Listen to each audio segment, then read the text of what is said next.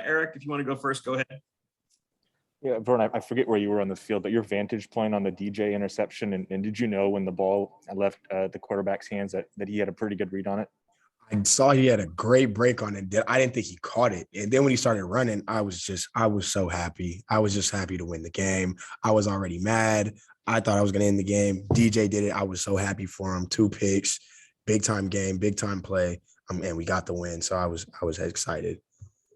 Do you have a follow-up, Eric, or did I forget to lower your hand there? No, I did have a follow-up. You said you thought you were going to end the game. Which play specifically was that in reference to? I think DTR rolled out. He was scrambling. He threw it. I basically got hit by Michael. I had it, and Michael kind of hit me on the side, and I couldn't hold on to it.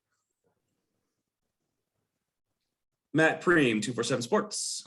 It's the first game for KT where he's been able to play the entire game. Is this what you see in practice on a day-to-day basis? And can you just maybe describe just the impact he can have in games from your perspective in the defensive backfield? He's a monster. And like I said before, you have to account for him at all costs, no matter where he's at. And leaving him one-on-one, it's very hard to win your one-on-one against him. And that's what we see in practice: the motor, the moves, the bend, the acceleration, the ability to do everything. You see him in coverage as well. So this is no surprise to me. And I mean, we know what it is. That's one of the best players in the country. Simple as that. James Crapia, Oregonia. You guys have kept the lid on all season, and a big part of it today was the PBU you had on what would have been a 30-yard touchdown to Dulcich over the middle. Walk us through the play, and how did you feel physically you actually were able to do that, because you had to reach behind yourself to break it up? I was actually so I was in man-to-man, came down, he stemmed me inside a little bit and then broke it back out. So I speed turned, got back to my man, and I saw where the ball was, and I tried to pick it. I need to get my other hand up or just one-handed. So I was mad at myself for not intercepting it. But I mean, just the ability to play the ball and just, I don't know, I stretched before games, so I felt pretty loose. Izzy LaRue, Dash Sports. Verone, on the first drive, on that slot receiver, they had you and Mace covering that guy, but then in the middle of the drive, they brought in Jamal at the nickelback. How much did he help at that nickel spot today after they made that adjustment? He was huge. We just kept trying to switch up personnels, and a lot of their reads within the RPO game was reading that overhang. So just mixing it up and being able to, sometimes we're down in the box and go and set the edge. Sometimes we're out in cover. Sometimes you don't know what we're doing. So just that ability to do it with 2 different types of bodies, from Ajax, Mace, Jamal was huge. Jared Denny, Scoop Duck. Hey, bro, going back to DJ, just how nice is it for all you guys to see him have that moment and have the big day that he did today with 2 interceptions? He deserves it. The guy works hard. He's been getting better and better, literally day by day, from the mental side as well as the physical side. He's one of the twitchiest guys on the team, and he was prepared for it. It's also, you could tell the mental side. He said it earlier.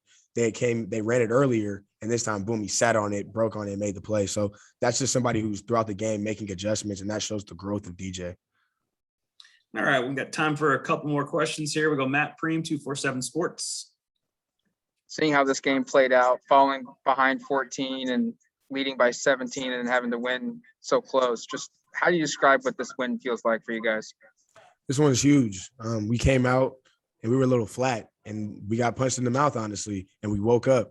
That's literally what it came. We woke up, and that's how we played. We played 4 full quarters. We were like, we're not going to go out like that again. 4 full quarters. We make it a little difficult sometimes, but we played 4 quarters and came out with the victory. So this one feels great. Okay, and we'll go to James Crapia for the last question.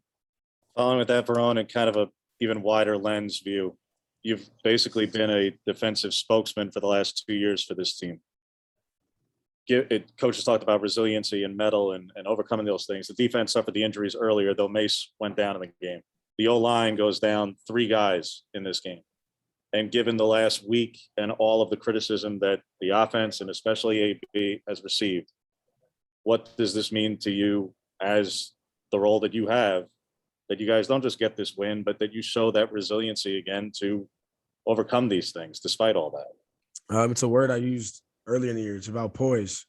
No matter what happens, good, bad, ugly, we all believe in each other. So everybody else is just outside noise. We all believe in each other. We believe in the process. We believe in the system that we have going, and it's all about trusting each other. And you can tell guys are playing for the guy next to them. And no matter if you're a 1, 2, or 3, everybody's ready to go because literally we don't know what could happen. We've had plenty of injuries, guys go down, and everybody's prepared. So this is one of the biggest wins I feel like for us just from a mental standpoint.